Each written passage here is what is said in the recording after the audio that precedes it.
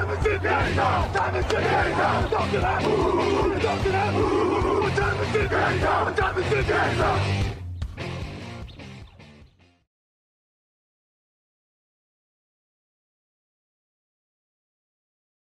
la chaîne Twitch TD Actu, Nitigna Signon, très heureux de vous retrouver à un horaire un peu inhabituel, 19h30, et oui, heure française.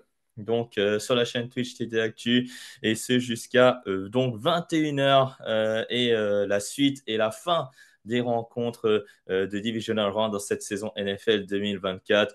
J'espère que vous passez un très bon fin de week-end et que vous êtes prêts à le terminer avec nous sur la chaîne Twitch TD Actu. Je vous souhaite la bienvenue dans le chat. Bonjour à Alicia Matt, bonjour à Lucho64, bonjour à Casual G Twitch, bonjour à Coenzel, bonjour et bonsoir plutôt à toutes et à tous. Donc, pour donc cette émission qui a un programme une nouvelle fois très chargé, et ce programme, une nouvelle fois, qui est sponsorisé par notre partenaire de paris en ligne, Unibet. Ici, voilà, Unibet, qui va avoir une section, évidemment, pour les 2 derniers matchs des finales de conférence, je vous rappelle, entre les Eagles et les Rams à 21h, et ce choc dont on attend avec impatience entre les Bills de Buffalo et les Ravens de Baltimore. Le programme du fauteuil, un peu d'actualité dans cette semaine NFL. Elle est un peu, on va dire, petite parce qu'il y a des équipes notamment qui sont en intersaison. Certaines équipes recherchent des entraîneurs, etc. Certains entraîneurs, même à l'étranger, ont trouvé un entraîneur. Donc, on va en parler tout à l'heure. On a également le débrief des 2 premiers matchs du Divisional Round entre les Chiefs et les Texans, et ce match entre les Lions et les Commanders, dont vous êtes impatient en tout cas de pouvoir réagir sur le chat. Le thème de la semaine, on va parler des joueurs All-Pro en fait, et de ceux que la NFL aurait peut-être oubliés. Voilà, dans les premières et dans les deuxièmes équipes All-Pro. Ce sera notre thème de la semaine, et tout ça, c'est avec Kevin Renaudet qui va évidemment m'accompagner durant cette émission, ainsi que également les paris en ligne via Unibet. On va faire un format un peu différent, on vous expliquera tout à l'heure. Et puis la présentation des 2 matchs, et puis vos questions et réponses pour terminer cette émission juste avant le match entre les Eagles et les Rams, où il y aura 18 cm de neige prévus. Donc, attendez-vous à avoir une rencontre tout blanc. Voilà, pour ce match entre les Eagles de Philadelphie et les Rams de Los Angeles à Philadelphie au Lincoln Financial Field. Voilà donc pour le programme. On va passer donc à l'actualité de la semaine, donc avec voilà, c'est cette news, j'en parlais tout à l'heure, parce qu'il y a des équipes NFL qui n'ont toujours pas d'entraîneur, hein. Il y a les Patriots qui ont trouvé le leur avec Mike Vrabel, on en a parlé la semaine dernière dans le fauteuil. Et là, c'est pas une équipe NFL, mais c'est une équipe de EFL, donc l'European Football League, les Paris Musketeers, qui ont trouvé un entraîneur avec un entraîneur légendaire quand même en NFL. C'est Jack Del Rio, ancien coordinateur défensif des Commanders de Washington. C'est un vrai joli coup qu'a réalisé les Paris Musketeers.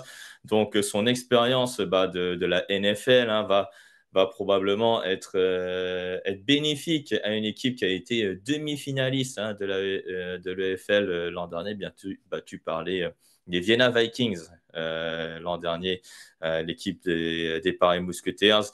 Donc, après 3 saisons en tant que coordinateur défensif du côté de Washington, il va donc entraîner en France. Ce sera donc sa première expérience dans une équipe étrangère. L'année dernière été en université dans le Wisconsin. Donc Jack Del Rio, qui a été entraîneur principal du côté des Raiders de Oakland, pour ceux qui s'en souviennent. Il a passé 3 ans au sein de cette équipe. Donc, il va apporter voilà, sa connaissance voilà, du football américain, et probablement que ce nom va faire réfléchir des joueurs à signer peut-être pour ce club pour permettre de viser une finale de EFL et pourquoi pas gagner le titre qui aura lieu vers septembre, la finale de l'EFL. En tout cas, voilà Jack Del Rio et le nouvel entraîneur de cette équipe des Paris Musketeers. Alors, il y a eu des changements également au sein de l'organisation de l'ELF. Alors là, je ne l'ai pas sous les yeux, mais en tout cas, ce qui est sûr, c'est que ça va peut-être permettre aux Paris Musketeers d'être encore plus attractifs, peut-être pour des joueurs à la recherche d'un nouveau club. Et ça fait plaisir. En tout cas, la première rencontre, d'ailleurs, c'est marqué sur l'article des Paris Musketeers. Ce sera le 17 mai prochain. Ils vont affronter les Rainfire de Cologne, qui est en plus double champion au titre de cette ligue européenne. Voilà donc pour la petite news. Il y a toujours des équipes NFL, sinon à la recherche d'un entraîneur. On a toujours justement les Las Vegas Raiders sont à la recherche d'un club. On a les Dallas Cowboys qui n'ont pas de plan B. Apparemment, voilà, après le départ de Mike McCarthy, on a les New York Jets toujours à la recherche d'un entraîneur, même d'un manager général. Cette semaine, on a vu que même les Tennessee Titans ont trouvé un manager général. C'est l'ancien assistant des Chiefs, Mike Boronzi, qui est le nouveau manager général des Tennessee Titans. Donc là, il y aura des discussions pour de nouveaux entraîneurs, notamment par rapport aux équipes éliminées, notamment si vous voyez où je veux en venir, voilà, avec certains noms ronflants qui vont être probablement cités quasiment durant toute la semaine prochaine. Voilà donc pour l'actualité de la NFL et surtout dans le football américain, mais en Europe. Et on va passer au débrief donc des deux matchs de Divisional Round qui ont eu lieu samedi, donc hier. Et bien sûr, à mes côtés, j'ai celui qui m'accompagne depuis le début de la saison. Regardez, il est ici avec un très très joli maillot des Blue Jays de Toronto. Pour ceux qui ne savent pas, les Blue Jays de Toronto, c'est en baseball. Kevin, comment tu vas? Alors, j'ai pas le son, Kevin. Je sais pas ce qui se passe là. Je ne t'entends Je pas. pense que c'était ma Ah, faute. voilà. Vas-y. Euh, Kevin, justement, bienvenue. Comment ça va? Ça va super bien à la mi-temps de ce meilleur week-end de foot de l'année, des Divisional Round. Donc, voilà, on est prêt pour la suite. Ouais, on est prêt pour la suite car hier, on va pas se mentir, on s'est régalé. Ceux qui sont en France, j'espère que vous êtes restés éveillés pour le match à 2 h du matin entre les Lions et les Commanders. Avant cela, à 22h30, il y avait un match donc samedi soir, c'était à l'Arrowhead Stadium entre les Chiefs de Kansas City et les Texans de Houston. Les Chiefs faisaient leur entrée en lice, Kevin, pour ces playoffs. Eux classés numéro 1 dans la conférence américaine. Les Texans classés numéro 4 et qui ont battu de manière impressionnante les Chargers de Los Angeles. Victoire 23-14. Une victoire à l'image de leur saison régulière, Kevin. Ouais, un petit peu poussif par moment, mais malgré tout, une équipe des Chiefs conquérante qui trouve toujours les clés, on dirait, pour s'imposer. Il y a une stat assez rigolote qui dit que jamais une équipe qui avait 100 yards de plus que son adversaire en ne faisant aucune perte de balle avait perdu un match. C'était arrivé 49 fois par le passé pour 49 victoires. Les Texans font passer cette stat à 49 victoires et une défaite dans ce match avec des Chiefs qui trouvent toujours un moyen de l'emporter. Ouais, tu l'as bien dit, ils ont plus de yards cumulés, ils ont zéro perte de balle, ils ont plus de temps de possession, ils ont fait aucune perte de balle, et pourtant cette équipe n'a marqué que 14 points. Voilà, et c'est peut-être là la différence, Kevin, parce que le MVP, il faut le dire, en tout cas c'est le résumé de Victor qui... Alors le MVP, il y a Travis Kelce évidemment en attaque, mais en défense, il y a 8 sacs du côté des Chiefs. Une nouvelle fois, comme je l'ai dit dans l'introduction, c'est une victoire défensive et c'est probablement ce qui va peut-être les faire amener jusqu'au bout, Kevin. Ouais, Steve Spagnuolo et sa défense avaient bien fait leur travail. Ils avaient vu, hein, que CJ Stroud pouvait être un petit peu en difficulté quand on lui mettait vraiment beaucoup de pression. Ils l'ont fait à merveille. Euh, il sort pas un mauvais match, CJ Stroud, mais il a Mm. clairement eu du mal à se sortir de la pression et à trouver les bonnes opportunités. Et ouais, les Chiefs ont tout simplement bien fait leur devoir. Ouais, avec 3 sacs pour le seul George Karlaftis et ensuite on a un sac pour Chris Jones, l'habituel, un sac pour Tayshaun Wharton, un sac pour Félix Andy-Uzomah, un sac pour Charles Omenihu, un sac pour Chamari Connor. Bref, c'était quasiment toute la défense, j'ai l'impression qu'il avait mis au sol. Euh, Encore sur les Chiefs, donc Travis Kelce, euh, offensivement, parce que Patrick Mahomes, c'est 16 sur 25, 177 yards, mais 117 pour le seul Travis Kelce. La recette, une nouvelle fois, on n'oublie pas la connexion Mahomes-Kelce. Ouais, une relation qu'on accusait un peu d'être en demi-teinte en saison régulière. Et évidemment, les playoffs commencent et on retrouve le grand Travis Kelce, qui, on dirait, n'attendait que ça depuis le mois de septembre, de jouer ce premier match de playoffs pour briller. Voilà, c'est un peu le même refrain qu'on nous sert avec les Chiefs depuis 2-3 ans, avec un Kelce moyen en saison et explosif en playoffs.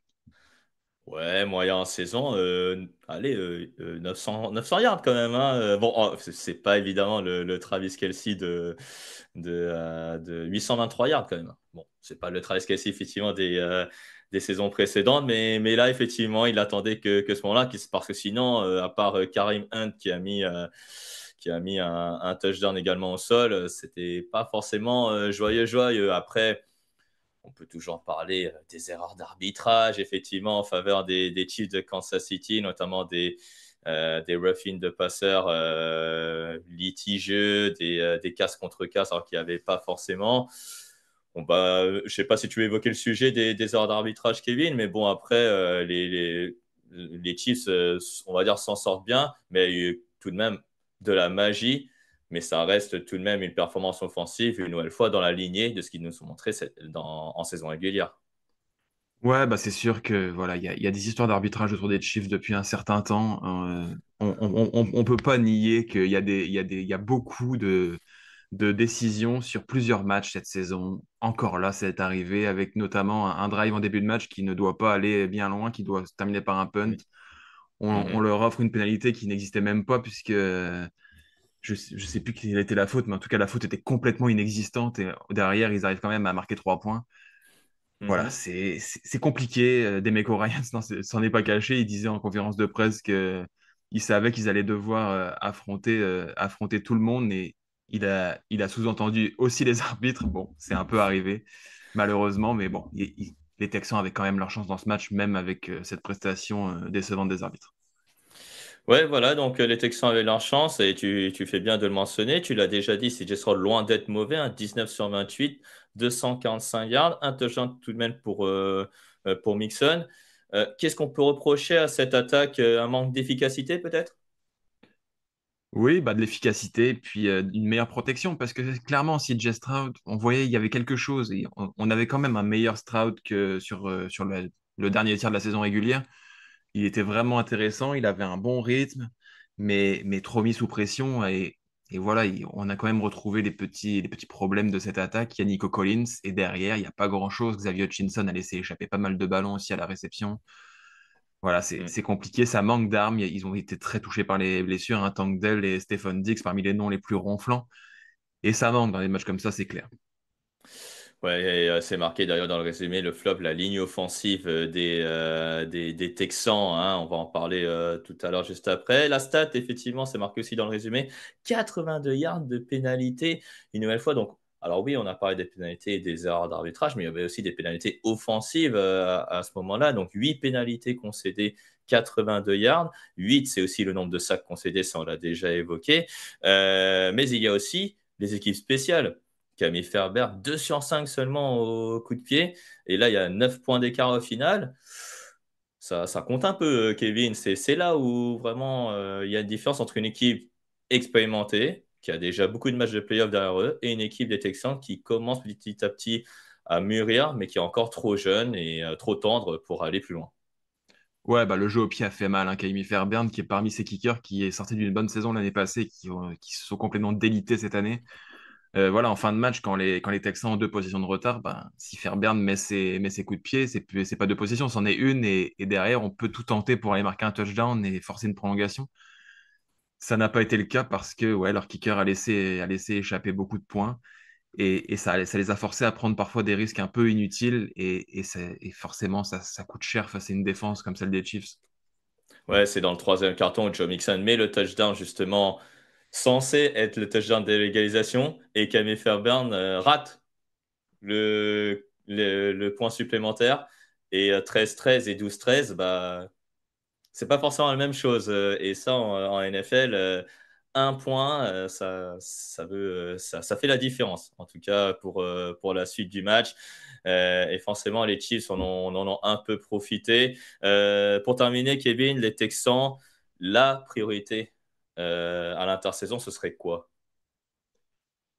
c'est c'est essayer d'avoir des joueurs un peu moins fragiles, j'ai envie de dire. On sait que Tank Dell ne sera pas là probablement la saison prochaine.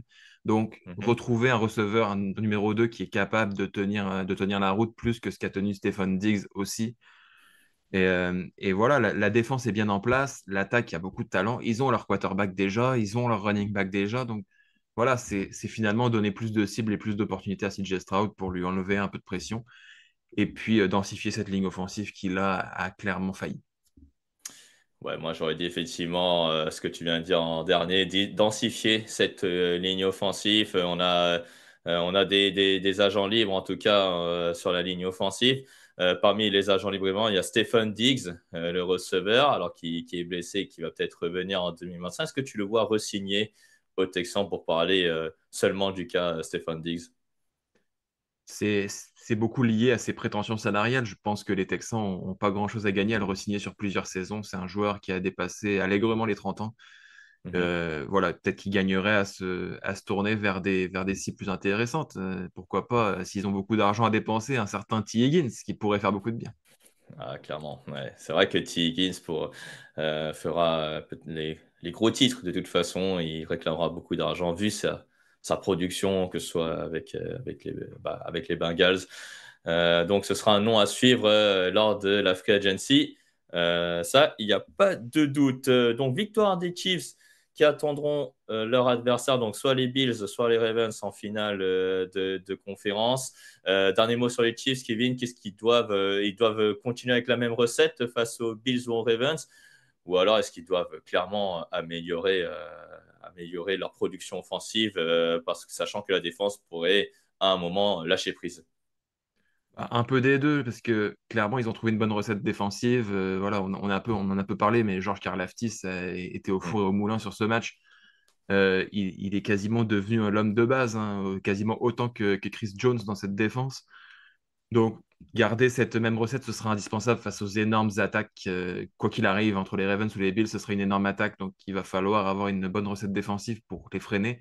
Et évidemment, ils doivent continuer à monter en puissance parce qu'aujourd'hui, cette attaque des Chiefs ne paraît pas suffisante pour battre les Bills ou les Ravens. Donc, il va falloir, comme je l'ai dit, un peu des deux. On parle d'une attaque où il y a Patrick Mahomes en tant que quarterback quand même, hein.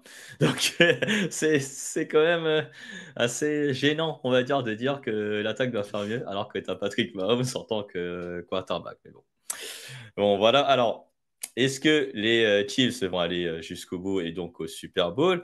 En tout cas, ce qui est sûr, c'est que du côté de la conférence nationale, eh ben, là, il y a eu un match de folie. Voilà, un match de folie. On ne va pas se mentir, Kevin. Pour ceux qui sont restés éveillés de 2 heures jusqu'à quasiment 5h30 du matin en France, vous avez dû vous régaler et vous n'avez sans doute pas vu la nuit passer. Mais voilà, les Commanders donc de Washington créent l'exploit, créent la surprise de ce divisional round en l'emportant devant les Detroit Lions au Ford Field 45-31. On va afficher le résumé justement par Camille qui a la technique et que je salue.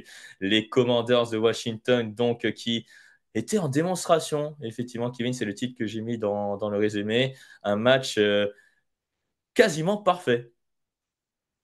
Ouais, un match quasiment parfait. Bah déjà, à la mi-temps, quand on voit 31-21, Ça montre un peu tout l'étendue du foot offensif qui nous a été offert hier soir. Bon, c'est pour ce genre de match hein, qu'on aime les playoffs en NFL, qu'on se couche très très tard en France pour suivre ça. Et oui, des Commanders en pleine forme, à leur meilleur, et des Lions qui ont eu des trous défensifs et les blessures se sont vraiment beaucoup vues hier soir. Alors, le scénario du match, on va le faire. Un scénario à 10 touchdowns, hein, 1002 yards cumulés, donc 76 points si je sais compter. On va refaire un peu le film du match avec un bon début de match des Lions. Ils menaient 7-0. Et puis après, il y a une succession. Voilà, on se disait que c'était des petites erreurs que l'attaque va gommer. Il y a eu le fumble perdu de Jared Goff qui a mené au touchdown Brian Robinson. Et puis, il y a eu ce pick six voilà, de Jared Goff, donc une interception retournée pour un touchdown qui fait passer, qui fait basculer le match un peu en première mi-temps à ce moment-là, et d'où pardon, cet écart de points 31-21 à la mi-temps. Jared Goff, est-ce que c'est un peu le symbole hein, du rendez-vous raté des Lions?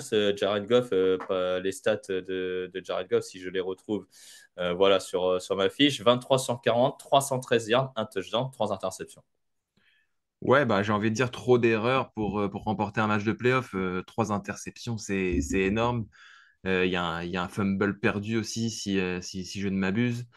Ça fait beaucoup pour un seul homme, pour un quarterback qui est censé mener la meilleure équipe de sa conférence dans un divisional round. Ouais, c'est compliqué. Bon, il a été touché aussi. Il est sorti pendant Ouais, il est un sorti drive, je pendant quelques pense. minutes, c'est ça, ouais.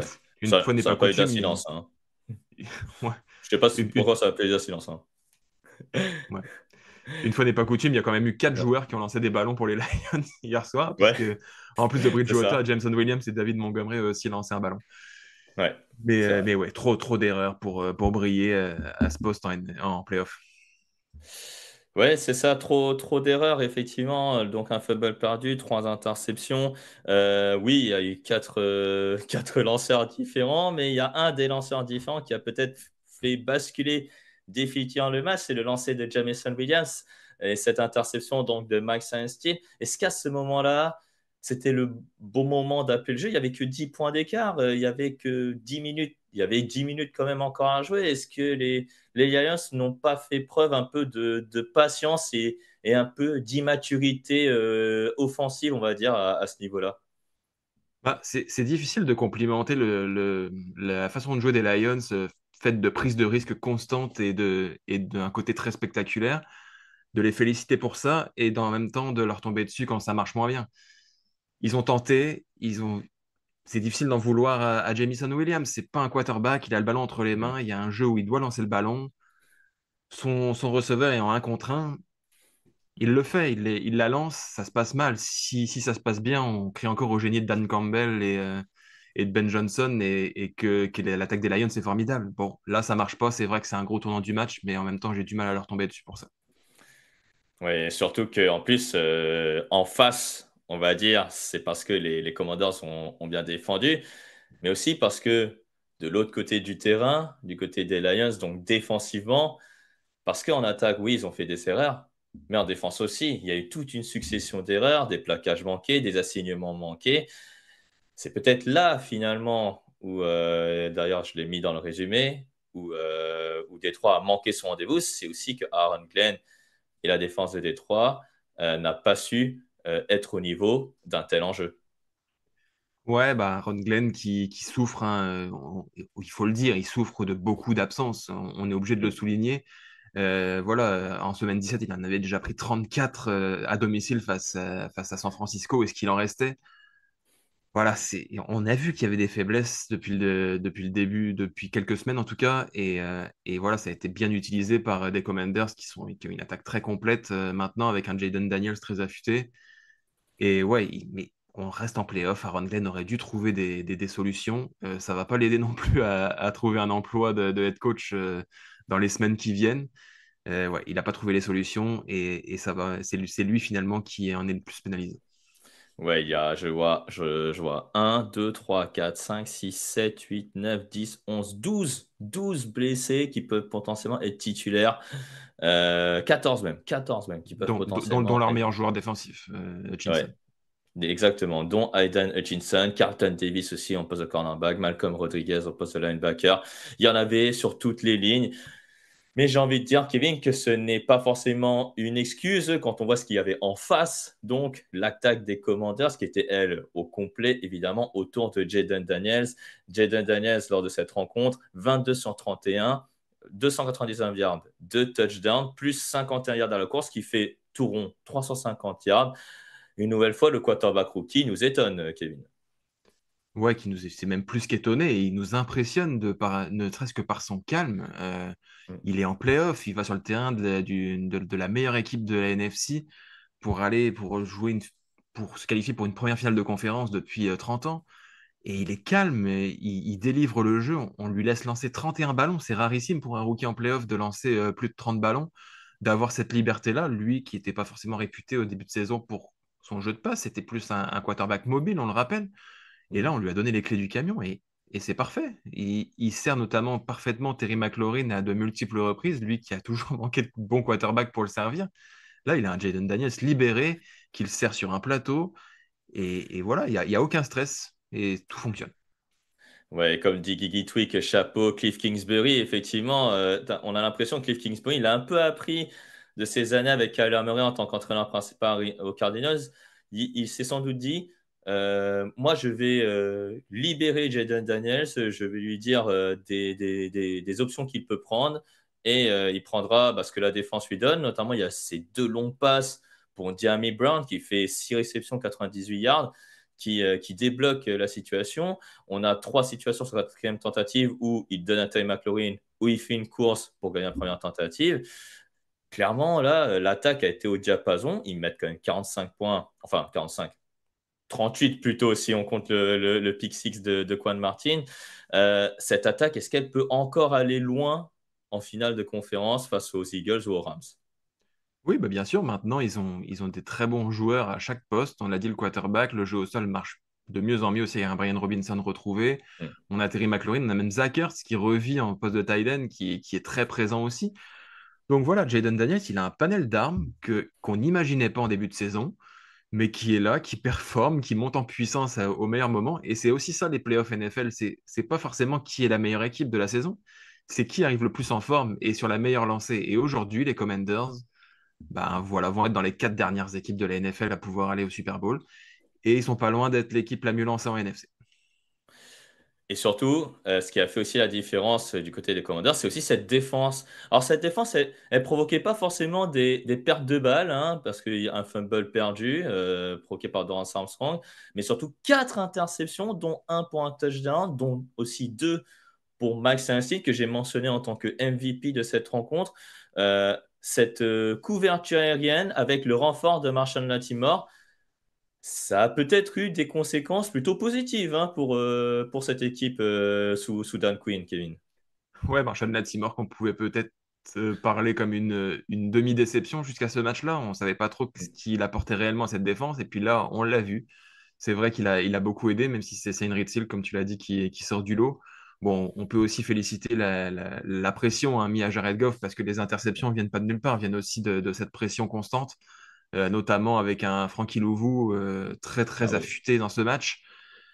Donc voilà, c'est une globalité de cette défense qui fait que ça a donné beaucoup d'interceptions, mais voilà. Oui, la secondary a fait une très bonne partie, mais la pression était très bonne aussi.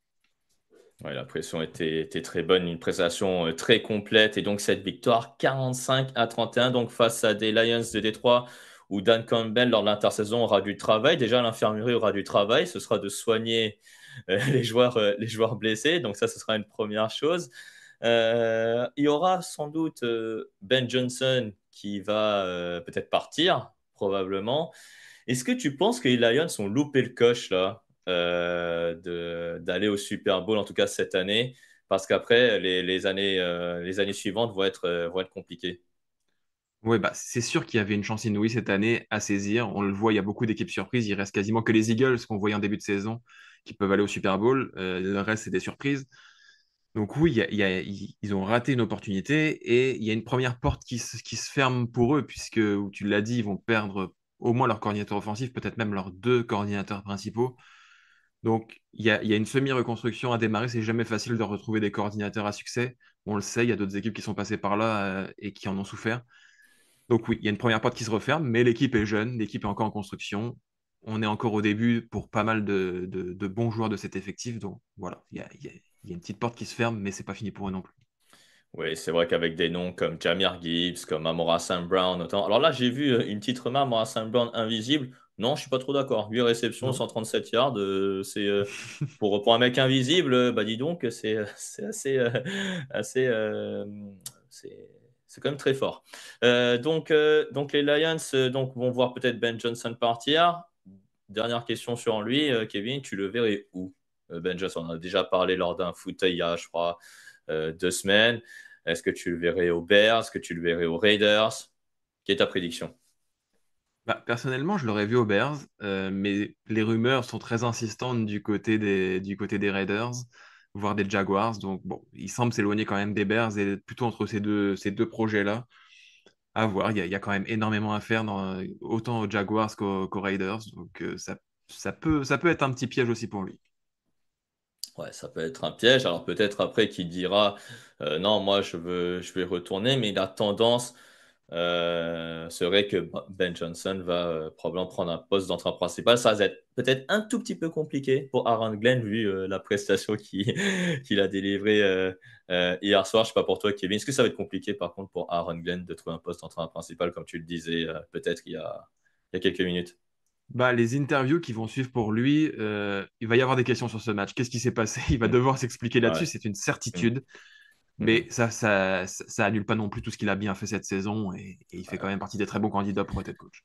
Ouais, il a peut-être l'excuse des blessures, effectivement, notamment de son meilleur pass rusher, Aidan Hutchinson, qui avait fait une saison à 9 sacs, alors qu'il n'y avait même pas la moitié de la saison qui était faite. Donc, franchement, c'était très, très fort. Du côté des Lions, qu'on espère revoir en playoff la saison prochaine. Et donc, bah, Kevin, les trois équipes de la NFC Nord sont éliminées. Voilà, des playoffs qu'on disait la meilleure division en saison régulière, et ben, en playoff, ben, Zéro victoire, trois défaites. c'est zéro victoire, trois défaites. Exactement. Voilà ce qu'on pouvait dire donc de ces deux matchs et de ces débriefs donc de la première partie pardon, des Divisional Round entre les Chiefs et les Texans. Victoire des Chiefs 23-14 et les Lions et les Commanders. Victoire des Commanders 45-31. Voilà. Kevin, on s'est cru dans un match universitaire d'un coup entre C'est vrai. les Lions et les Commanders. Il y a même, je crois que c'est un de nos confrères qui disait j'ai l'impression de voir SMU contre TCU. Voilà, c'est un match de NCA pour. D'ailleurs, la NCA, la finale, ce sera lundi soir. Voilà, je le rappelle, hein, dans la nuit de lundi à mardi entre Ohio State et Notre-Dame. Alors, on va passer au thème de la semaine. Kevin, alors juste avant le thème de la semaine, je vais d'abord mentionner des abonnés sur Twitch. Merci à Tortotor de s'être abonné avec Prime. C'est son 6e mois d'abonnement. Merci à Dax voilà, de s'être abonné avec Prime. C'est son 12e mois d'abonnement. Et merci à Fluorokin voilà, de s'être abonné avec Prime également. Je rappelle que vous pouvez cliquer hein, sur abonner je ne sais pas où c'est d'ailleurs sur Twitch. En tout cas, vous pouvez cliquer sur abonner. Voilà, à la chaîne Twitch TD Actu. Voilà, pour nous suivre, notamment tous les dimanches sur le fauteuil. Donc, le thème de la semaine, Kevin, donc on va parler des All Pro. Voilà, on va parler des équipes All Pro et on va parler des joueurs que la NFL aurait potentiellement oubliés voilà, de faire partie voilà, de ces équipes All Pro. Alors, All Pro, qu'est-ce que ça veut dire pour ceux qui suivent la NFL de très très loin ou pour ceux qui suivent que le fauteuil juste pour voir nos visages, voilà, et ça, on vous en remercie également. Alors, All Pro, c'est un peu l'équivalent alors, si on fait une apologie avec la NBA, c'est un peu l'équivalent des All NBA Teams. Voilà, c'est pour être nommé dans les équipes types de la saison. Voilà, donc il y a une partie attaque et puis il y a une partie défense et il y a une première équipe donc ce qu'on appelle la first team et il y a la seconde et la deuxième équipe qu'on appelle donc la second team donc et qui existe en attaque Et en défense, il y a également les équipes spéciales. Alors, on va afficher la liste des joueurs qui ont été nommés All-Pro. Voilà, Camille, alors je ne sais pas si tu peux descendre un petit peu plus bas. Voilà, parmi les joueurs qui ont été nommés All-Pro par la NFL. On va tout d'abord faire une petite intro en mode qui aurait dû être dans la first team par rapport aux joueurs nommés dans la seconde team. On va choisir, Kevin, une personne en attaque et une personne en défense. On va d'abord commencer en attaque. Qui verrais-tu être dans la first team alors que ce dernier est dans la seconde team? Au poste de tight end, en fait, j'aurais fait l'échange, George Kittle en première équipe et puis Brock Bowers en deuxième. George Kittle, donc première équipe, Brock Bowers dans la seconde équipe. Pourtant, Brock Bowers, c'est un des meilleurs receveurs, hein, pourtant en nombre de yards, il me semble, hein, la réception. Ouais, et George Kittle, pourtant, n'a pas démérité. Il a plus de touchdowns que lui. C'est peut-être ça l'argument qui aurait pu faire basculer George Kittle dans la première équipe par rapport à Brock Bowers et aussi la situation d'équipe, non? Ouais, la situation d'équipe, mais vraiment au niveau statistique, puisque George Kittle n'a que 78 réceptions contre 112 pour Brock Bowers, pour Mhm. finalement 88 yards d'écart. Il a aussi 3 touchdowns de plus, il a 4 yards de plus par réception, et au bloc, c'est incomparable. Il est 100 millions de fois, c'est le meilleur tight end bloqueur de la ligue.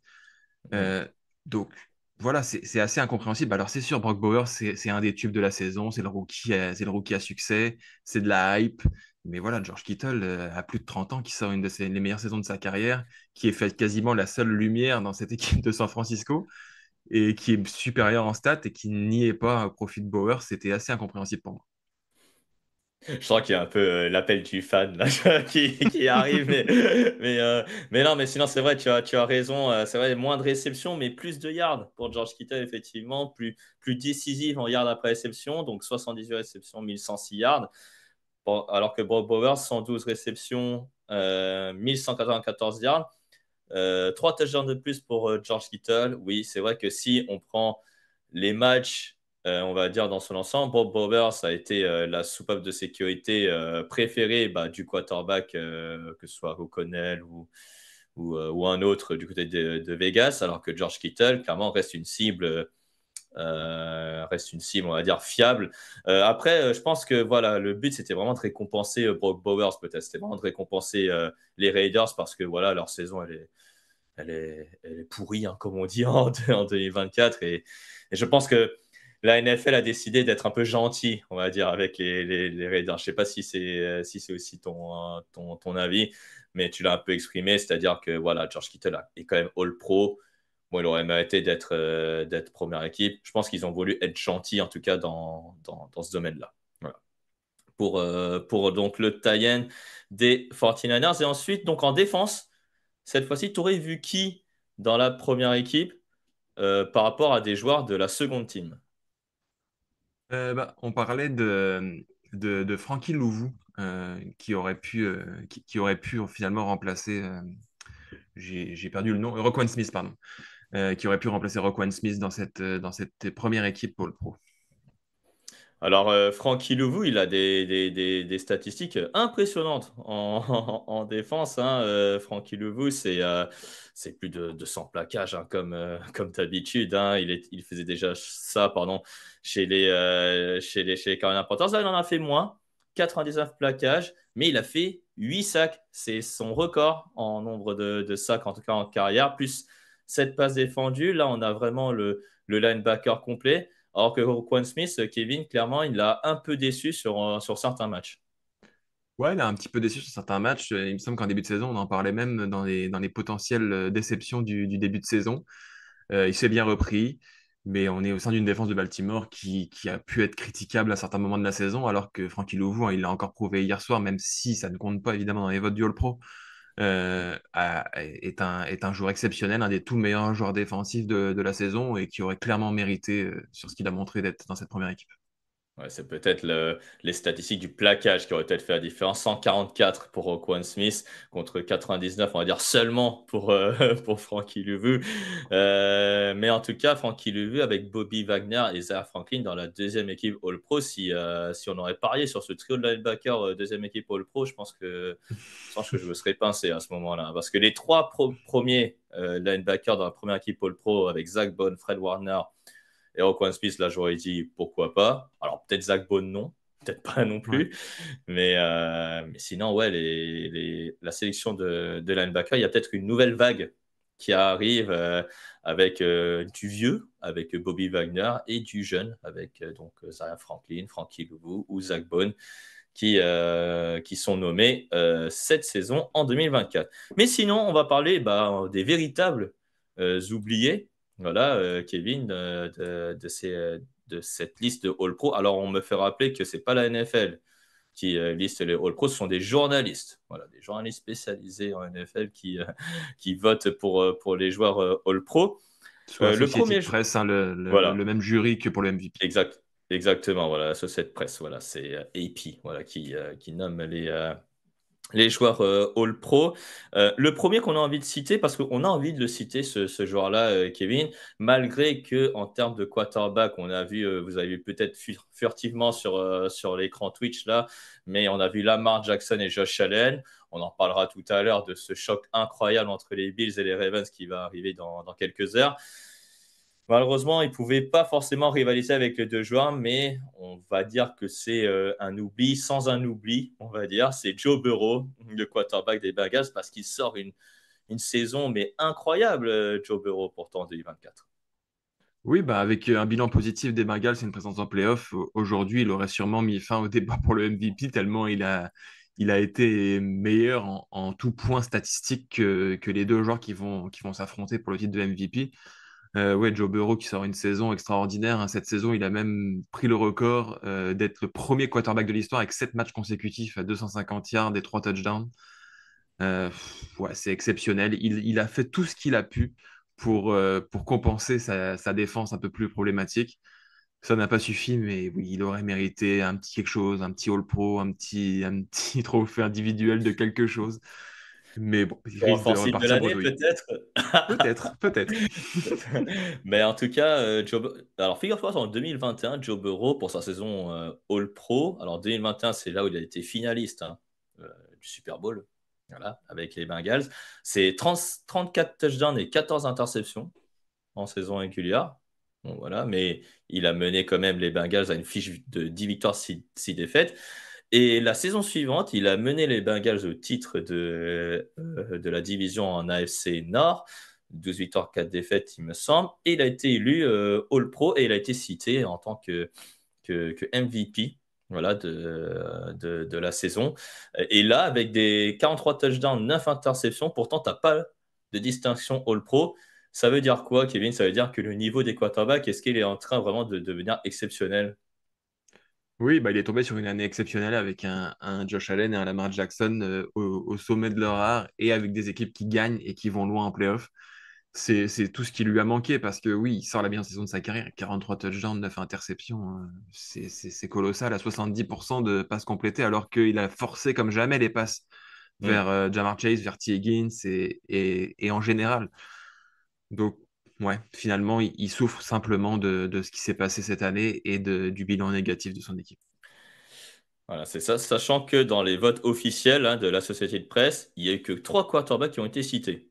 Lamar Jackson, donc Josh Allen, et Joe Burrow, qui a été cité. Il a été cité 13 fois. Voilà, pour devenir soit première équipe, soit deuxième équipe All-Pro. Donc, clairement, il méritait une mention voilà, dans cette liste des, entre guillemets, oubliés. Voilà, on ne va pas dire qu'il est oublié parce qu'on l'a mentionné tout de même pour la constitution de ces équipes-là. Euh, Autre joueur qu'on pourrait citer parmi les oubliés, en attaque notamment, euh, on a Jamar Chase, Justin Jefferson et Amon-Ra St. Brown dans la première équipe All-Pro. Dans la deuxième équipe All-Pro, on a Terry McLaurin, CeeDee Lamb et A.J. Brown. Voilà. Parmi les receveurs oubliés dans cette liste, il y a notamment les rookies notamment. Et parmi ces rookies-là, il y a Brian Thomas Jr., le receveur des Jaguars de Jacksonville. Meilleur receveur rookie des Jags depuis très très longtemps et surtout troisième au nombre de yards à la réception, Kevin. Ouais, derrière Ja'Marr Chase, Justin Jefferson. Euh, Voilà, alors, seulement. euh, on dit Brock Bowers, on le récompense pour sa saison et pour la saison calamiteuse des Raiders. On veut leur faire plaisir, mais Brian Thomas, finalement, non. On le met pas au Oh Pro non. Bowl, on le met pas au Pro, on le met nulle part. Voilà, c'est le quatrième rookie de l'histoire en receveur à faire 1100 yards en une saison après Odell Beckham, Ja'Marr Chase et Randy Moss, excusez du peu. Bon, je vois Mm. pas trop qu'est-ce qu'il aurait pu faire de plus pour être nommé. Mhm. Évidemment, Justin Jefferson, Ja'Marr Chase, ok, mais derrière, j'ai du mal à voir qui fait une meilleure saison. Alors derrière, il y a Amon Sam Brown, Terry McLaurin, CeeDee Lamb et AJ Brown. T'aurais vu qui le remplacer donc, dans ce cas-là? N'importe lequel. Mais N'importe peut-être lequel. ouais, mais peut-être Amon-Ra Saint Brown. J'aurais pu le mettre en première équipe et Saint Brown. Vraiment dans le Ouais, deuxième, ouais. je sais. Et donc, ce serait McLaurin, Lamb ou AJ Brown qui aurait été sorti pour toi. Peut-être pour moi, Probablement AJ Brown. voilà, si j'aurais Ouais. une suggestion, j'aurais dit AJ Brown. D'ailleurs, AJ Brown est sixième parmi les receveurs dans la liste des votants. Le suivant, bah, c'est lui, Brian Thomas Jr. Donc, alors ses stats en brut, 87 réceptions, 1282 yards. Et pour un rookie, c'est très fort. 10 touchdowns hein, quand même aussi. Brian Thomas, il est amené la saison prochaine et même les saisons suivantes à devenir le receveur numéro un de Trevor Lawrence, sachant que le corps de receveur des Jaguars est un peu moyen, on va dire, avec Christian Kirk, Gabe Davis, voilà, voilà. Ça vaut ce que ça vaut. Mais en tout cas, Brian Thomas Jr., fin de premier tour, et pourtant receveur numéro un aujourd'hui. Ouais, on parle clairement d'un autre calibre hein, que Christian Kirk à ce poste de receveur. On rappelle aussi qu'il a fait quasiment la moitié de la saison avec Mac Jones hein, et que ça n'a pas du tout freiné ses statistiques et ça l'a pas empêché d'être le troisième receveur en termes de yards cette saison. Donc oui, Ouais, c'est dire. ça va être la star de l'attaque avec Trevor Lawrence et ils peuvent bâtir là-dessus et c'est un très joli coup hein, en fin de premier tour d'avoir un receveur comme ça qui performe à ce point en première saison. Ouais, c'est dire. Hein. C'est Brian Thomas Jr., en tout cas, un nom à surveiller pour la saison 2025. Ne vous étonnez pas, et j'espère que si avec un nouvel entraîneur, on va dire à la consonance offensive et avec un nouveau coordinateur offensif, il ne puisse pas tenter de viser peut-être de nouveau les milliards, mais pourquoi pas les 1500 yards et peut-être plus de touchdowns aussi pour lui, car il a vraiment montré une faculté à jouer, que ce soit à l'extérieur ou dans le slot. Vraiment des facultés assez impressionnantes pour un joueur, pourtant très très jeune. Et en plus, il vient d'une fac qui sort de très très gros receveurs. Tu l'as mentionné, Justin Jefferson, Ja'Marr Chase, Malik Nabers aussi en fait partie. Donc c'est impressionnant. Voilà pour l'attaque. Brian Thomas Jr. donc pour les Jaguars et Joe Burrow pour les Bengals Cincinnati. Du côté de la défense, Kevin, c'était moins évident de trouver des joueurs oubliés voilà, pour devenir All-Pro. Pourtant, on en a trouvé voilà, des défenseurs, et notamment sur l'intérieur de la ligne. Alors, certains pourraient penser à Dexter Lawrence, mais malheureusement, Dexter Lawrence a fait c'est une moitié de saison, donc on ne peut pas forcément dire qu'il a vraiment mérité sa place en tant que All-Pro. Pourtant, il y a un autre qui est son ex-coéquipier aux Giants et qui aurait pu y prétendre, c'est Leonard Williams, voilà, qui aurait pu y prétendre. Kevin, Leonard Williams, il a un peu relancé sa carrière aux Seahawks de Seattle. Ouais, c'est un joueur qu'on n'attendait plus forcément maintenant qu'il a passé la trentaine. Malgré tout, aussi qu'il est bien sorti du lot. Et clairement, il aurait mérité d'être dans les noms au moins en deuxième équipe. Il a quand même reçu 8 votes de première place à son poste, mais la moyenne globale l'a fait passer derrière Jalen Carter, qui est le dernier sélectionné dans cette deuxième équipe All-Pro. Voilà. Est-ce qu'il est moins bon qu'un Zach Allen ou qu'un Cameron Hayward ou même qu'un Jalen Carter? J'en doute très sérieusement. Ouais, il a même pas été mentionné non plus en tant que Pro Bowler, hein, Leonard Williams, pour te dire, Non. hein, c'est assez incroyable de le dire ça. Mais oui, une saison à 9 sacs, hein, Leonard Williams, hein, donc c'est une saison réussie de sa part.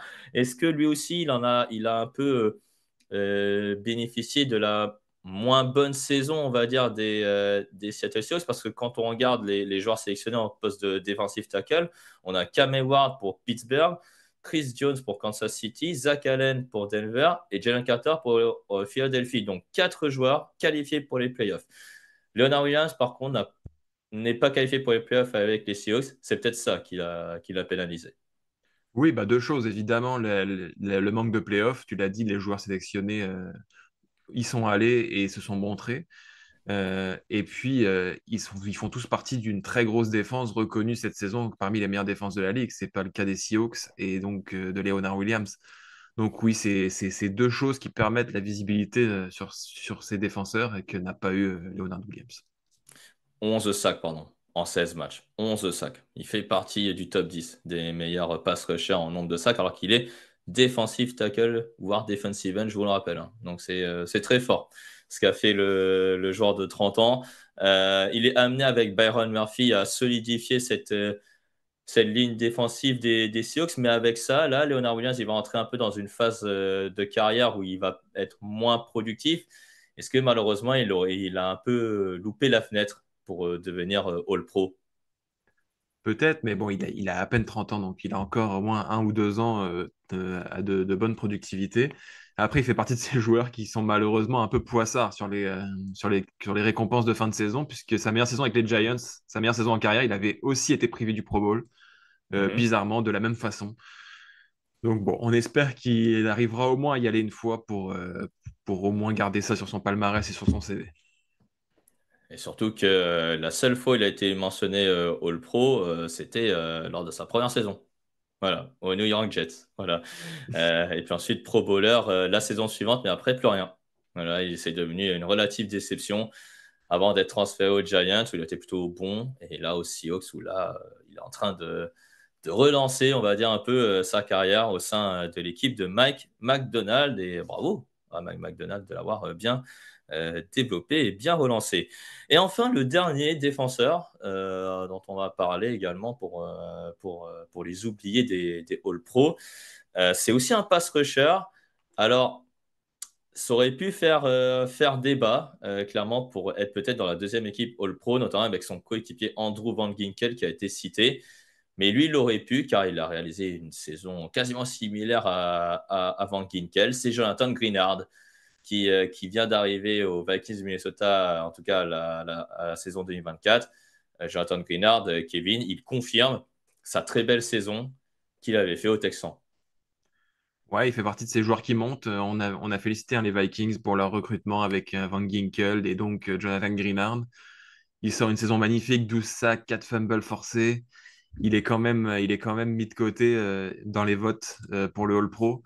Statistiquement, c'est le troisième meilleur edge hein, derrière Max Garrett et Trey Hendrickson. Pourtant, il n'est pas dans la première équipe ni dans la deuxième équipe. On peut se poser de sérieuses questions.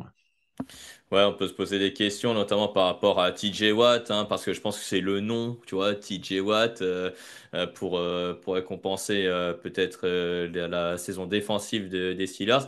Mais il y avait peut-être match avec Nick Bonito, notamment le joueur des Broncos, mais qui a fait aussi une très très belle saison également.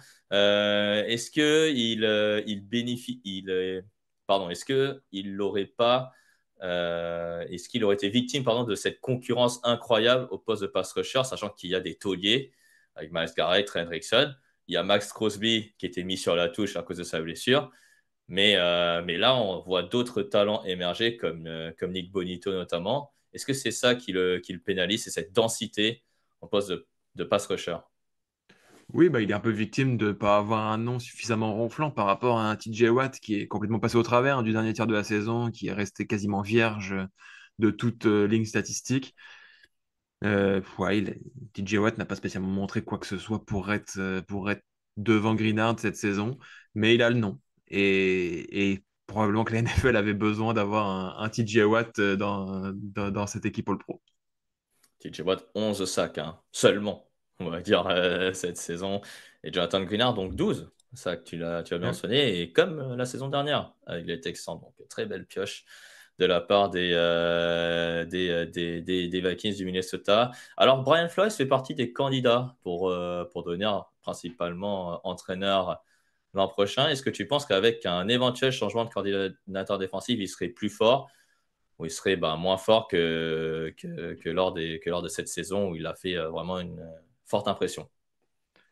Bah, il bénéficie de très bons coordinateurs. Voilà, il a eu Demeco Ryans comme coach défensif au Texans l'année dernière, qui est très très fort pour mettre en valeur c'est les joueurs de la ligne défensive notamment. Brian Flores, on peut le ranger dans cette catégorie-là également. C'est sûr pour le moment, il est très lié à ses coordinateurs. Faudra voir s'il y a un remplacement du côté des Vikings, qui va être nommé. Et ce sera peut-être un challenge pour lui de s'exprimer avec un coordinateur au nom moins ronflant. Alors, Manexi le dit dans le chat, hein. N'hésitez pas d'ailleurs dans le chat de mentionner quelques noms voilà, que vous aurez vu All Pro, en tout cas dans la première ou dans la deuxième équipe. Manexi qui dit ouais, je pense surtout qu'il est victime du fait que les performances de la défense des Vikings étaient surtout collectives. Oui, peut-être, hein, probablement. Bon, après, avec Andrew Van Ginkel et lui, il y avait de quoi mettre deux joueurs, hein, peut-être, hein, dans les équipes All-Pro. Et puis, il y a parmi les joueurs, il y a Josh Jacobs, je crois, qui aurait pu mériter d'après Magnepsy. Mais bon, il y a Barclay, Saquon Barclay et Derrick Henry. Là, on ne pouvait pas rivaliser, Kevin, au poste de running back. Non, clairement, on ne pouvait pas rivaliser. Après, oui, si on doit trouver une troisième superbe recrue au poste de running back sur cette saison, clairement, Josh Jacobs est le nom à retenir. Ah bah, il y a aussi Jahmyr Gibbs, aussi, comme nom Ouais, je parlais à vraiment des retenir. recrues Ah oui, de, ah oui. de la saison. Oui, c'est vrai. Les recrues de la saison comme Josh Jacobs, effectivement, qui a fait aussi une excellente saison. Betty 556, ont oublié Bryce Young. Ouais, voilà, super. En tout cas, voilà ce qu'on pouvait dire sur notre thème de la semaine, donc sur les oubliés du All Pro. En tout cas, Kevin, merci beaucoup de m'avoir accompagné sur ce thème. Voilà donc pour le thème de la semaine. On va passer désormais à notre thème préféré, Kevin, évidemment, les cotes via Unibet à quelques minutes, à quelques heures des deux matchs, des deux derniers matchs de la saison de Divisional Round. Putain, je dis n'importe quoi, des saisons, de la saison NFL. Kevin, on a deux matchs au programme, évidemment. Donc, le match entre les Eagles et les Rams et le match entre les Buffalo Bills et les Baltimore Ravens. Alors là, on va faire différemment, on va dire, cette section Paris en ligne. Alors, d'habitude, vous avez pronostic voilà, des matchs et puis ensuite, on sélectionne l'équipe vainqueur et on fait des combinés simples, on fait des combinés YOLO, etc. Euh, Là, clairement, on va faire différemment. On va se concentrer sur des cotes, voilà, des cotes, on va dire, dans une catégorie simple, des cotes pour une catégorie YOLO, que ce soit marqueur de touchdown ou équipe à choisir.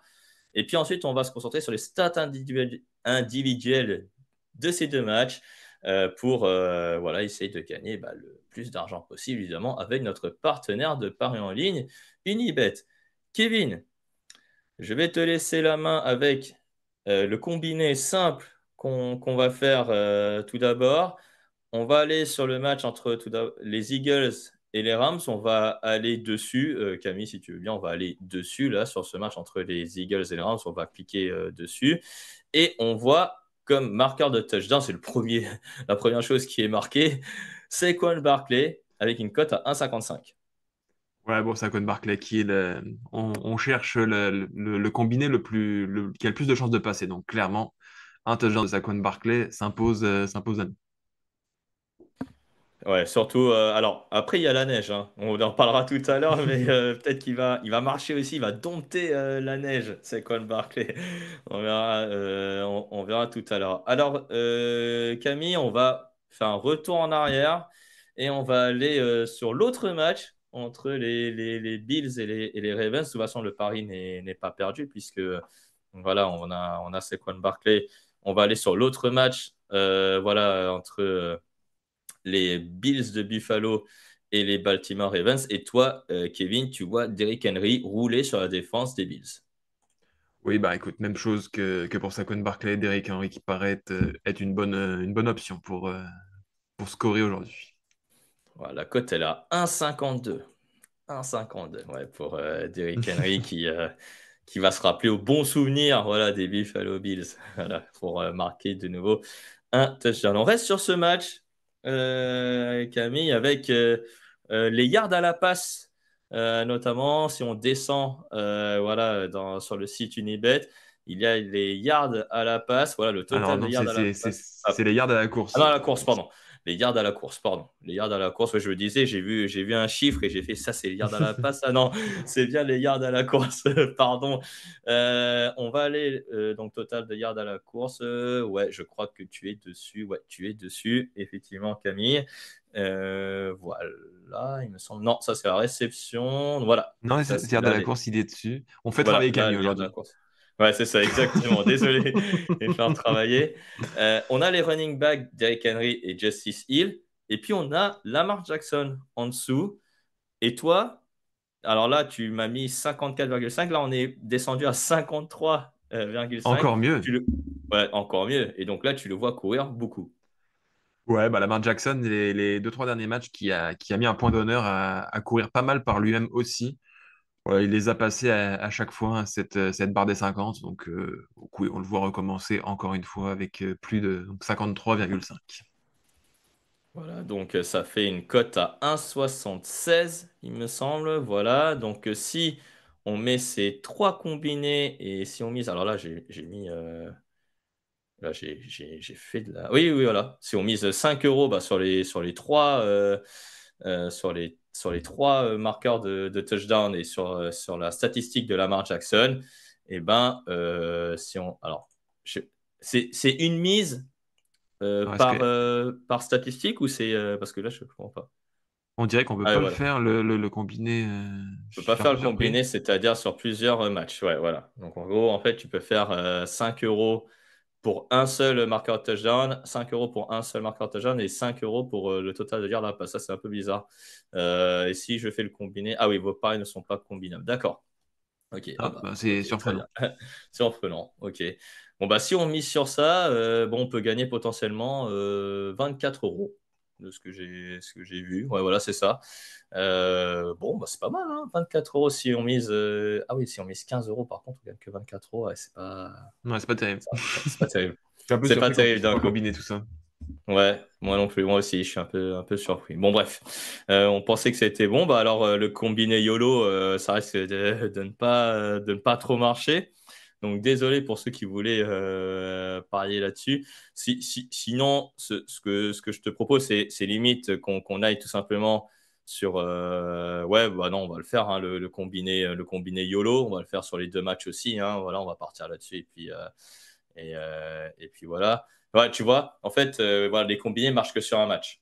Ouais. On marche que sur un match, donc c'est normal, tu peux pas combiner sur les deux matchs. Ah, c'est bien dommage. Bon, bref. Alors, attends, si je coche my bet. Non, monsieur, non. Bref, bon, ça marche pas. Ok, alors, sur la cote YOLO, voilà, donc la cote save, donc je rappelle, hein, touchdown Saquon Barkley, touchdown de Derrick Henry et plus de 50 yards à la course pour Lamar Jackson. Là, on va passer à la cote YOLO, c'est-à-dire c'est les cotes où vraiment c'est un peu plus élevé et on va gagner un peu plus voilà, d'argent là-dessus. On va de nouveau aller au match Eagles-Rams, Ouais. Camille, si tu veux bien. Voilà, On va pouvoir en combiner deux, là.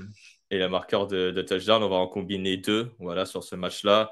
On va voir combien ça coûte voilà, sur ce match-là. Moi aussi, voilà, faut que j'aille sur ce match-là. Et là, on voit de nouveau Saquon Barkley, mais là, on va aller un peu en dessous, je crois, il Ouais, me c'est juste en semble. dessous. Voilà, c'est juste en C'est la dessous. catégorie du Voilà, dessous. voilà, marqueur du touchdown. Oh là là, oui. Alors là, tu vois, tu vois quelque chose vraiment d'important. Tu vois Saquon Barkley faire un gros match. Oui, bah, on est sous la neige, on va courir énormément, on va limiter les passes, donc c'est un match pour Saquon Barkley. Et quand je vois la cote du 3 touchdowns ou plus de Saquon Barkley, c'est quand même très intéressant.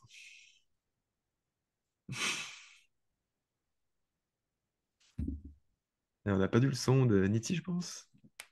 Pardon. C'est Ouais, désolé. Ouais, je disais, donc on a une cote à 10 pour 3 touchdowns en plus de Saquon Barkley. C'est quand même incroyable ça. Donc si on mise 5 euros, on gagne déjà quasiment 50 euros. Voilà, grâce à Saquon Barkley. Attends, là, la cote, elle a baissé à 9,50 là, de ce que je vois. 9,75 même pour, pour Camille. Donc, on gagne quasiment 50 euros grâce à ça. et Et donc, sur cet autre match, tu vois une attaque des Rams qui va quand même lancer le ballon, mais pas forcément pour celui qu'on le croit. non, ben, des touchdowns à courte distance, on peut se pencher un peu sur les tight ends. Et puis, ben, je vois une cote très intéressante avec Colby Parkinson, qui peut marquer de temps en temps, qui peut être ciblé de temps en temps dans la red zone, et qui est une cote assez formidable. Waouh! Marqueur de touchdown. Donc, Colby Parkinson, elle est à 15, sa cote. Oh là là là là. 15, la cote de Kobe Parkinson. Oh non, tu rigoles là. Non, mais si on mise ça, 10 et 15, oh là là, c'est. Il y a un Waouh. monde où ça passe. Ouais, bah dis donc, oh là là, c'est. Si on. Ça, c'est vraiment YOLO, ça, franchement, Là, franchement, ça vaut vraiment le coup, hein, je pense. Ça va être sous la neige, ça va avancer du côté des Rams, ça peut marquer au sol du côté des Eagles. Et là, je vois donc, je vois bien, hein, 600 euros, c'est bien ça, hein, de gain Ouais, potentiel, hein. Ouais. Et ben, ah là là, comme quoi vous pouvez vous faire, voilà, vous pouvez, je sais pas, avec ça, acheter une nouvelle voiture. Enfin, j'en sais rien, voilà, avec ouais. cet argent. Ouais, bon, non, je vais pas aller là-dessus, mais ouais, 600 euros pour rien que pour le match Philadelphie contre Los Angeles, ça promet énormément. Et donc, si on va sur l'autre match pour la cote, notre cote YOLO, voilà, pour le match Elle, entre elle, les Bills et les Ravens. Ouais, vas-y, ouais, je t'écoute. elle était beaucoup plus tranquille, cette cote. C'était un peu pour faire gonfler un petit peu plus les deux premières. Donc Lamar Jackson marque un touchdown et son équipe gagne. Donc c'est la troisième catégorie, il me semble. Oui. C'est ça, ouais, c'est ça. Ouais. Et là, Donc, 4-10. on le répète, mais quand Lamar Jackson marque un touchdown, c'est vraiment au sol ou à la réception, mais c'est pas des passes qu'il peut lancer, évidemment. C'est lui qui C'est rentre dans ça. la end zone. C'est ça, exactement. Ah oui, Lamar Jackson qui. Donc là, on gagne 20,50 € effectivement, avec cette sélection de Lamar Jackson, marque un touchdown, et il faut que son équipe gagne. Donc, C'est ça veut ça, dire que exactement. si il marque un touchdown, que ce soit à la réception ou à la course, mais que son équipe perde, C'est perdu. malheureusement, vous n'aurez pas les gains potentiels, en l'occurrence 20 euros, si Lamar Jackson ne gagne pas, et enfin, si les Ravens, en tout cas, ne gagnent pas ce match. On va passer aux stats individuelles. Voilà, pour le match. Alors, on va commencer par Bills Ravens, puisque Camille est Ouais, comme dessus. ça, on est dessus. Donc, Camille, on va enlever la cote voilà, de Lamar Jackson. Elia, et là, enfin, je vais enfin la sortir cette phrase. Les yards à la passe pour Lamar Jackson. Euh, Tu vois tout de même un match aérien de la part des Ravens de Baltimore, pourtant sans Zay Flowers. Ouais, bah, je me dis que les Bills vont chercher à limiter le plus possible Derrick Henry, et puis ça va peut-être libérer un petit peu de possibilités pour Lamar Jackson à la passe. Voilà, c'est 200, 214, 215 yards, je sais pas Ouais, exactement. Ouais, 215 yards, 215 215,5. yards. Mhm. Donc voilà, c'est quand même à la portée d'un Lamar Jackson en forme.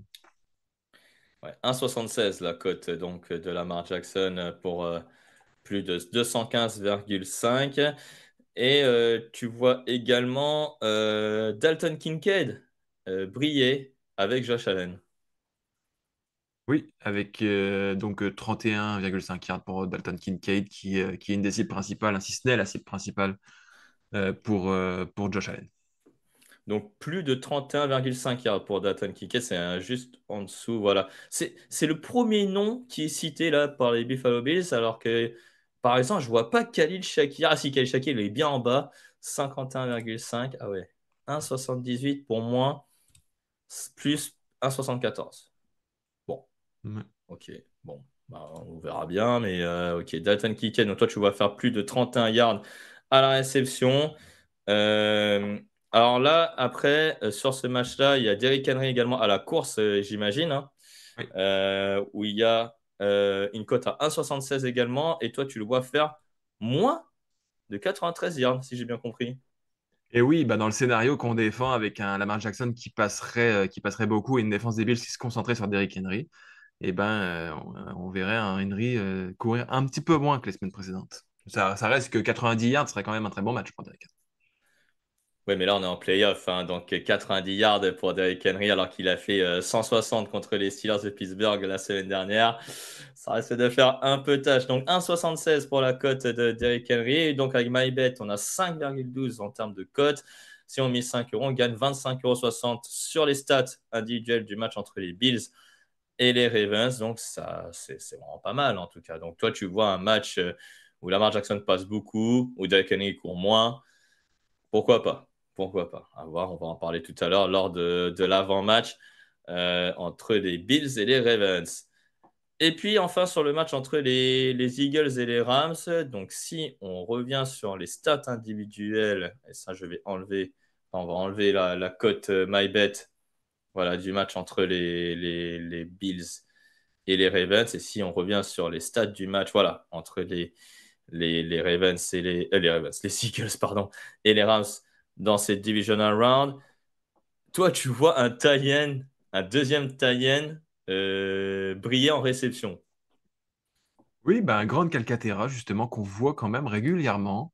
Ces dernières semaines, il reste sur des matchs à 34 yards, 10 yards et 4 yards. Donc là, on nous propose seulement un yard. Donc la moindre réception de Grande Calcaterra nous fait gagner. Donc allons-y avec ça, Grande Calcaterra qui va faire une réception ce soir. Ouais. Vous savez quoi? C'est peut-être la première et l'unique fois qu'on prononcera le nom de Grande Calcaterra dans le fauteuil, hein. Donc, clairement, Grande Calcaterra, plus de 0,5. La cote, elle est quand même à 1,90. Franchement, Elle je est très pense que ça vaut le généreuse. coup. Très généreuse, cette cote, hein. Donc voilà.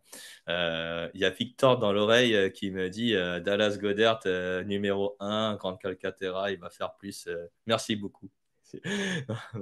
Bref, Grande Calcaterra, donc plus de 0,5, c'est pas beaucoup quand même, hein. On verra bien. Donc ça veut dire que s'il fait 0, c'est 1,64 qu'on peut gagner. Voilà. Donc, ça va, quoi, si j'ai bien compris. Euh, c'est pas la joie pour les Eagles, et notamment pour Jalen Hurts à la passe. Donc, toi, tu le verrais bien courir. Ouais, je le verrais bien courir. Il a un peu de mal hein, sur son jeu, à part la passe cette saison. Il va y avoir une bonne pression aussi, parce que la ligne défensive des Rams est jeune, dynamique, et met pas mal de pression au quarterback adverse. Donc voilà, 38,5, ça a peut-être un peu évolué depuis, mais, 39 euh, maintenant. mais, mais ça paraît très faisable. Voilà, 39,5 voilà, pour Jalen Hurts. Ça, c'est la deuxième. Voilà, ouais, c'est ça. Voilà, quatrième même, quatrième ligne. Voilà, 1,76 également pour Jalen Hurts. Et puis, toi, tu vois Matthew Stafford qui sera sous pression. Ouais, Matthew Stafford hein, qui va peut-être avoir un peu de mal sous la neige à enchaîner les yards. Qu'on va essayer de profiter de ces conditions avec un match en dessous des 215 yards pour Matthew Stafford. Et donc, peut-être que tu verras Kyren Williams courir également. Donc, ça peut être prometteur dans ce domaine-là. En tout cas, 1,76. Donc là, on a une cote à 6,13 au total. Si on met 5 euros, on gagne 30 euros. Voilà, sur le match entre les Eagles et les Rams qui va débuter dans un quart d'heure. Voilà. Tous, Donc, tous derrière Grande Calcaterra. voilà, tous derrière quand Qatar, il fait une réception, ça y est, vous gagnez 1,90 la cote hein, pour une réception. Parce qu'une réception, enfin, normalement, hein, une réception, c'est plus de 1 yard. Donc, normalement, Normalement. ça devrait le faire. Ça devrait le faire. Donc, voilà, je Je pense pas rappelle qu'il lance donc beaucoup de passes écran sur Grande Calcaterra derrière la ligne de scrimmage. ah non, pas forcément. Non, je ne pense pas. Mais ouais, on verra beaucoup peut-être Grande Calcata. Peut-être qu'il aime la neige, hein, Grande Calcaterra. On Peut-être. verra bien aussi. Ouais, voilà. Donc, pour le taille numéro 2 des Eagles de Philadelphie.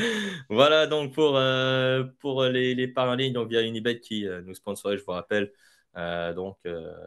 pour cette émission, le fauteuil. Merci Kevin donc pour ces paris et on va passer à l'avant-match. On est à un quart d'heure, ça y est, ça se rapproche là. On va avoir une rencontre tout blanc, tout flamme entre, entre donc les Eagles de Philadelphie et les Rams de Los Angeles. Donc tout le monde a un sur deux hein, parce que bah, les membres de la rédaction ont tous misé sur les Lions contre les Commanders, donc malheureusement, bah, tout le monde a perdu. Euh, on n'a même pas parié sur qui va gagner entre les Eagles et les Rams, Kevin, et entre les Bills et les Ravens. Donc c'est le moment, on va dire, de dire ton pronostic. On va commencer donc par ce match à Philadelphie. Les Eagles sont favoris de 6 points. Est-ce que tu vois Saquon Barkley être l'homme providentiel pour les Eagles? C'est un peu ce que tu nous as dit là, lors des paris en ligne. Ouais, c'est fortement possible. Les Eagles qui paraissent quand même assez nettement favoris de ce match. Faut rappeler aussi que Matthew Stafford a un bilan assez catastrophique sous la neige. Il a jamais trop performé, même quand il était à Détroit. Il est rarement sorti vainqueur de ces matchs-là. Les Eagles, eux, sont plus habitués à ce climat un peu particulier. Et évidemment, Saquon Barkley est toujours un argument ultra important quand il s'agit d'aller gagner un match cette saison.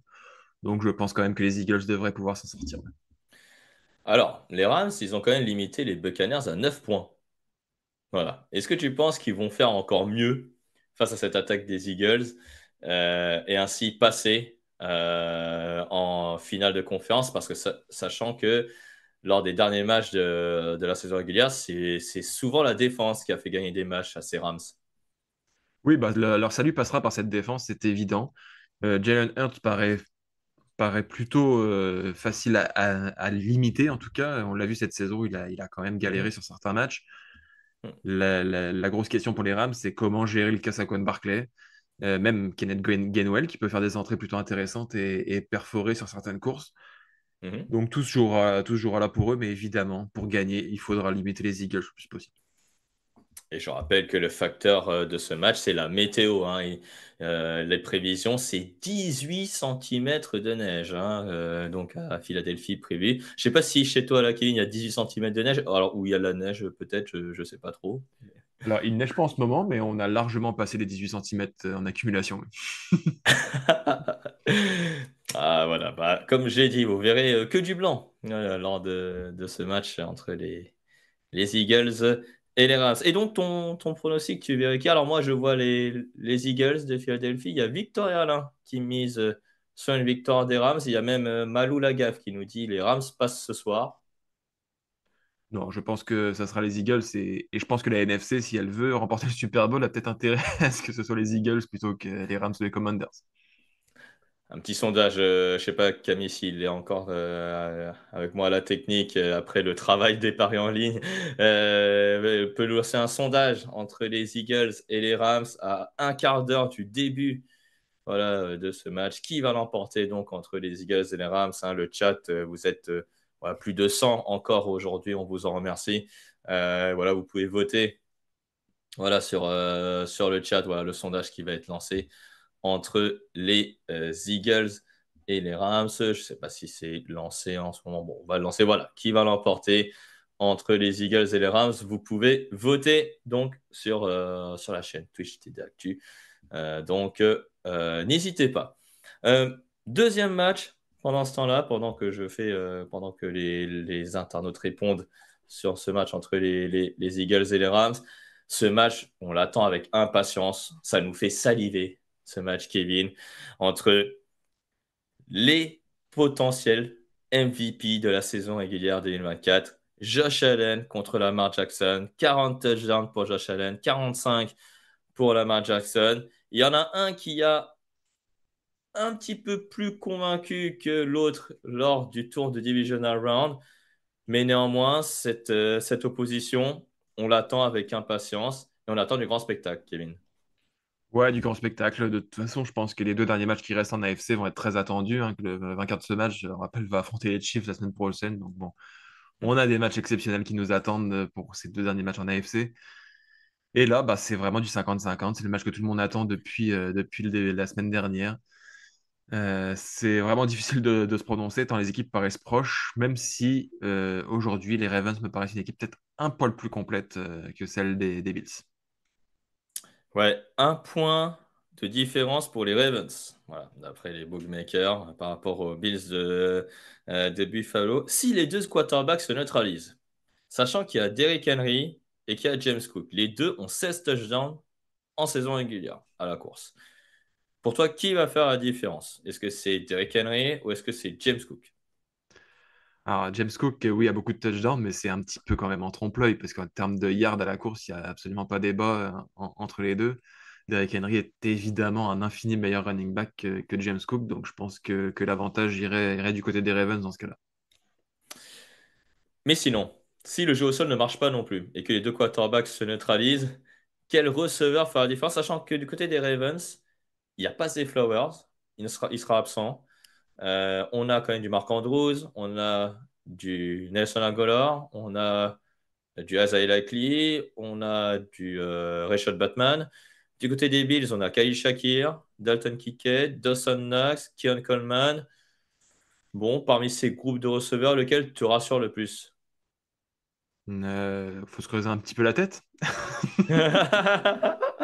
Ouais, on Peut-être va se qu'on poser pourrait un peu la résumer tête. ça à un duel de tight end entre Dalton Kincaid et Mark Andrews, qui paraissent être les deux noms les plus en vue du côté des deux équipes, mais ouais, on n'est clairement pas sur des grandes cibles dans le top 5 de la NFL à leur poste. Ah non, clairement. Clairement. Donc ça va être à la magie de Josh Allen ou de Lamar Jackson, peut-être cette rencontre. Comme on l'a dit, on attend du très très grand spectacle. Ton pronostic au final, alors là, on voit plus le tableau. Désolé, Camille, si je veux bien te le rafficher. C'est du 50-50. Voilà. Entre les Bills et les Ravens, voilà, on a de nouveau le tableau. Euh, Moi, je vois les Ravens passer. Est-ce que toi, tu vois aussi les Ravens vu qu'ils sont favoris ou est-ce que tu vois tout de même les Bills à domicile triompher au Ragmar Stadium? Alors, depuis le début des playoffs, mon vainqueur du Super Bowl sont les Baltimore Ravens, donc je reste là-dessus et je donne les Baltimore Ravens aujourd'hui. Eh ben, on espère pour toi donc les Ravens feront la loi. Du côté de l'Est de New York, on va lancer même un sondage pendant qu'on va passer à la dernière partie des questions-réponses, en tout cas pour nous. Qui va l'emporter donc entre les Bills de Buffalo et les Ravens de Baltimore. Donc voilà ce match donc à minuit 30 donc cette nuit et qui va donc être la dernière rencontre de Divisional Round avant les finales de conférence la semaine prochaine. Voilà ce qu'on pouvait dire donc de ces deux matchs et de cet avant-match, on va dire clairement, entre ces quatre équipes restantes. Voilà, qui vont donc rejoindre les Kansas City Chiefs et les Washington Commanders en finale de conférence? Et ma réponse lundi matin. Voilà, sur Touchdown Nature, il y aura les débriefs de ces deux matchs qui seront probablement disponibles le mardi matin en podcast. Kevin, je te remercie d'avoir été à mes côtés et de m'avoir accompagné durant toute cette émission. Merci à toi, toujours un plaisir, et puis on se revoit peut-être la semaine prochaine. Et ouais, toujours un plaisir, effectivement, et tu reviens quand tu veux. Peut-être la semaine prochaine ou peut-être pas, on verra bien. Mais en tout cas, merci beaucoup, Kevin, de m'accompagner donc depuis le début de la saison. Et bravo encore pour le t-shirt. Je te remercie. C'est vraiment un super t-shirt que tu portes avec toi. Merci. Merci à toi, Kevin. Et puis, bon fin de week-end. Salut, salut. Merci, et toi aussi, salut. Je rappelle que vous pouvez voter le sondage entre les Buffalo Bills et les Ravens de Baltimore. Qui va donc l'emporter entre ces deux équipes? Là, vous êtes 90-100 là, sur le chat. N'hésitez pas à voter pour le sondage. Voilà, je suis de nouveau là, donc en plein écran. C'est l'heure donc de vos questions-réponses sur le chat. Alors, j'ai vu des questions passer là sur le chat récemment et j'ai pas eu le temps d'y répondre. Il y a Guigui Twig notamment qui voulait qu'on parle de Karl Aftis, notamment pour le pass rusher des Chiefs de Kansas City lors de la victoire face à l'équipe des Texans d'Houston. George Karlaftis, c'est un super joueur. Voilà, 3 sacs et il a encore prouvé qu'il méritait son statut de premier tour. Je pense que voilà, l'équipe des Chiefs ont fait vraiment le bon choix de le prendre en fin de premier tour. Ah, voilà. Même dans le chat, c'est indécis entre les Bills et les Ravens lors de ces minutes de sondage. 50-50 donc entre les deux équipes comme les membres de la rédaction. Voilà, donc ça va être un match très serré. N'hésitez pas à poser vos questions voilà, sur la suite de la NFL, sur les équipes qui à la recherche d'un coach et qui je verrai bien en tant que coach, sur les finales de conférence, quel match voilà, je vais voir. Voilà, n'hésitez pas à poser vos questions durant 5 minutes. Moi, ça me permet entre-temps, pendant que vous posez les questions, bah, voilà, de faire le point sur ce qui va arriver la semaine prochaine. Il y aura le débrief voilà, des podcasts, enfin, dans les podcasts, pardon, en tout cas les débriefs des matchs de Divisional Round, de ces matchs qui vont arriver entre les Rams et les Eagles et les Ravens et les Bills. Il y a aussi d'autres podcasts qui vont arriver, notamment sur les jeunes joueurs, sur également le Si j'étais un rookie de Jean-Michel. Et puis, évidemment, hein, le fauteuil et l'avant-match des deux finales de conférence qui aura lieu le même jour, voilà, le dimanche. Voilà, la finale de la conférence AFC et la finale de la conférence nationale. Alors, sur quelle chaîne ça passe normalement, c'est. Alors, si vous êtes en France, en tout cas, les deux matchs de Division Round sont sur Beansport. Sur Beansport, il y aura plus de match sur M6+. Voilà, pour vous dire. Il y aura encore un match sur W9 la semaine prochaine. On ne sait pas encore ce sera lequel. Mais en tout cas, voilà. Donc, celui de 21h, c'est sur Beansport. Betty 596, Jaden Daniels est-il le meilleur rookie all-time? Alors là, all-time, je sais pas trop. Je t'avoue que si il va au Super Bowl, ce sera quasiment la même saison et le même type de saison qu'a fait Brock Purdy, le quarterback des 49ers.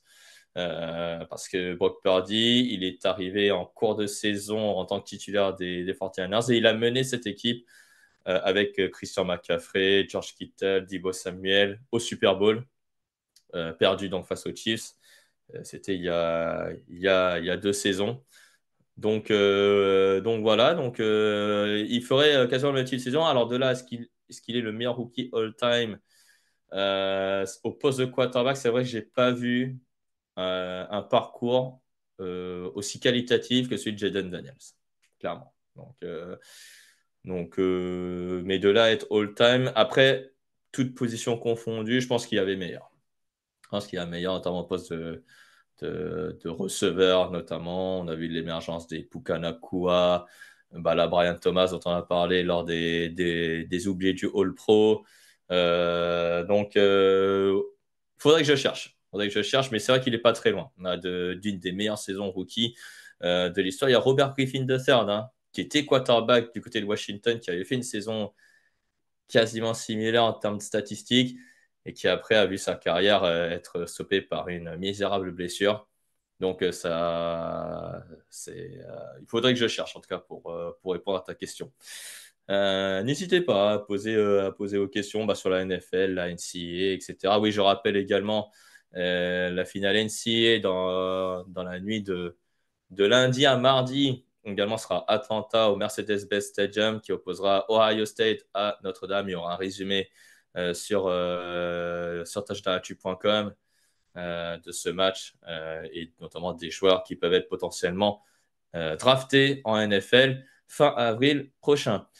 Sans les Lions maintenant, quel Super Bowl t'attends le plus? Alors moi, j'avais mis les Lions finalistes en conférence nationale, donc là c'est mort.